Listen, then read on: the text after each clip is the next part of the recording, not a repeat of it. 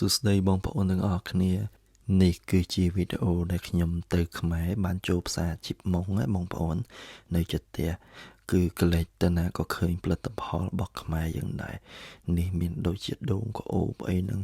ឈ្ងុយឆ្ងាញ់មែនតើបងប្អូនមួយផ្លែ$3ជាងមានស្វាយមានម្ជូរមានអីសពគ្រប់យកផលិតផលរបស់ប្រទេសកម្ពុជាយើងក្នុងផ្សារជីបម៉ុងណាសឹងតា50-60% គឺផលិតផលរបស់ប្រទេសជាតិយើងទាំងអស់មកបងប្អូន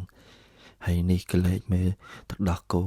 គេធ្វើចេញផ្កាឈូកបងប្អូនមានទឹកដោះគោខាប់មានទឹកដោះគោស្រស់មានទឹកដោះគោឆៅ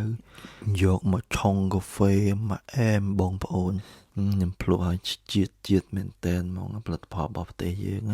ហើយយើងកលេចមកខាងនេះទឹកត្រីទឹកស៊ីអ៊ីវវិញបងប្អូនអើយអីក៏សម្បូរយ៉ាងនេះ